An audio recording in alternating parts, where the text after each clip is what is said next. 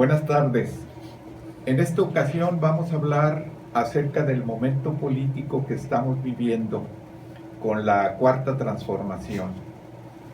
¿Por qué vamos a hablar de esto?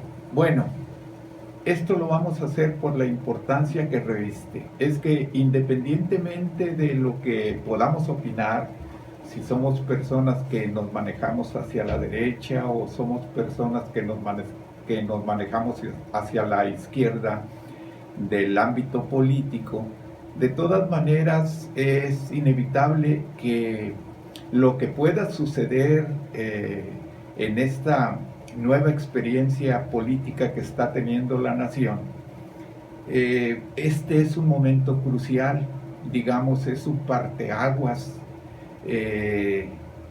que va a determinar muchas cosas probablemente, de tal manera que es muy importante que todos nosotros estemos atentos al proceso sobre cómo se va desarrollando.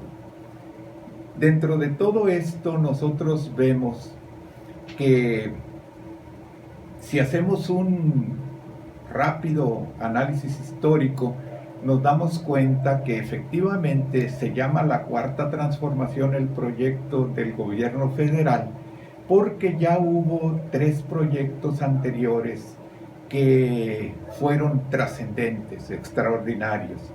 Primero, la independencia de México en 1810. Ahí destacaron figuras importantes como Miguel Hidalgo, como Morelos, Allende, etcétera, personajes que con sus acciones determinaron el futuro de la nación. Después tenemos otro momento extraordinario que fue las leyes de reforma. Ahí uno de los puntales fue Benito Juárez, Comonfort y otros que con su participación dieron, digamos, claridad al futuro de México. Ahí se definió la situación de la Iglesia y el Estado. Posteriormente tuvimos también la Revolución Mexicana en 1910, en donde destacaron de manera brillante Francisco I. Madero, que como ustedes saben fue de los iniciadores de la Revolución Mexicana, y así como él también los hermanos Cerdán, que trabajaron mucho en el lado del sector obrero. Fueron muy importantes sus acciones para el futuro de México. Sin embargo, al revisar estos 3 procesos, se puede ver que muchas cosas quedaron pendientes, es decir, algunas se dijo que se harían, sin embargo, no se hicieron. O pronto vinieron nuevas acciones políticas que dieron al traste con los avances que se habían logrado. Creo que todo esto fue revisado detenidamente por Andrés Manuel López Obrador, el actual presidente de México, para elaborar su cuarta transformación, es decir, el proyecto de la Cuarta Transformación, porque hay cosas que no se pudieron lograr y él está tratando de que se logren. Y asimismo, nuevas cuestiones que aparecieron en el escenario político actual, pues él las está incorporando, tratando de ir solucionando lo más que se pueda. 6 años es un periodo muy corto para realizar tantas transformaciones, pero creo yo que, bueno, pues él está trabajando fuerte en torno a eso. Bien, nosotros pues pensamos que va a haber personas que están de acuerdo con lo que se está haciendo y otras personas que no, pero evidentemente que debemos de realizar acciones conscientes, es decir, las personas tenemos que reflexionar detenidamente sobre cuál es la nación que pretendemos, es decir, hacia dónde queremos que se vaya México. Ya desde los 70s y principios de los 80 se habló mucho del libro México, la disputa por la disputa de la nación, en donde se hablaba de dos modelos muy claros, que es sobre lo que se sigue entretejiendo ahorita. Es decir, por un lado, si nos vamos a ir con el modelo neoliberal o vamos a llevar un modelo un poco más cargado hacia el éxito de la nación, es decir, lo que cuidar los bienes nacionales, proteger mejor los presupuestos e ir poco a poco haciendo un gobierno más eficiente en cuanto a que se reflexione y se determine que los funcionarios públicos sean personas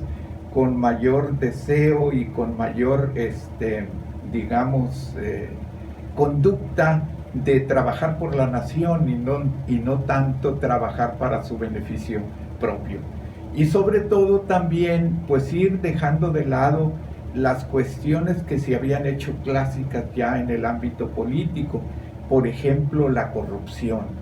Poco a poco se ha estado trabajando en torno a eso, pero hay muchísimas cosas todavía por hacer, de tal forma que es muy importante que nosotros, es decir, la sociedad, comprenda que su proceder va a ser definitivo, es decir, lo que tú como persona hagas por tu nación va a ser, digamos, un elemento clave para que la transformación se logre o no. Es decir, tu proceder tiene que ser consciente, tiene que ser bien definido. Y, por ejemplo, ahorita está el caso de Lozoya. ¿Qué va a pasar con Lozoya? Bueno, pues hay que estar atentos, hay que ir revisando todo el proceso, cómo se va dando, porque no es nada más que lo castiguen o no, sino tenemos que pensar, bueno, ¿y la sociedad qué beneficio está logrando de esto? El país, ¿qué beneficio está logrando de esto?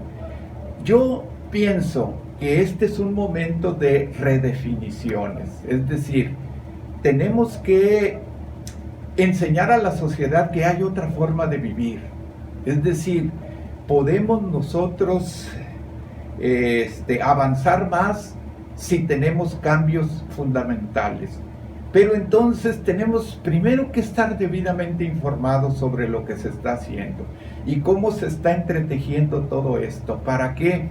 Pues para que esto ya no vuelva a suceder. Es decir, la corrupción debe de corregirse, pero no es un asunto de meter a la cárcel a las personas. Es correcto que se castigue al responsable, pero lo mejor es que la sociedad comprenda que tiene que cambiar sus conductas, que los niños y jóvenes de hoy, en el futuro, no vayan a ser gente corrupta, aprovechada de los presupuestos, ambicionar solamente riquezas, sino necesitamos que todo esto vaya de la mano de un proceso educativo que nos haga avanzar en el terreno ético, en el terreno moral, porque observen ustedes, muchas cosas más se van a presentar y trascendentes, realmente importantes. Podemos citar, por ejemplo, los líderes sindicales. Se les va a tener que llamar a cuentas a los líderes sindicales. El caso que está muy al frente es el, por ejemplo, de Romero de Champs. Pero igualmente ha habido acciones gubernamentales desgastantes para la nación, como el caso del Fobaproa. Esto muy probablemente también se va a resolver. Es decir, el gobierno va a tener que poner en consideración en la mesa de deliberaciones, si no lo quiere decidir el presidente, va a solicitar que la sociedad decida, es decir, las cosas cruciales que las decida la sociedad. Pero ¿cómo va a decidir la sociedad? Cuando esté informada, cuando sepa lo que está pasando. Entonces, esta es una invitación a que reflexionemos y nos incrustemos en este proceso. Hay que estar atentos a todo lo que está sucediendo. Gracias.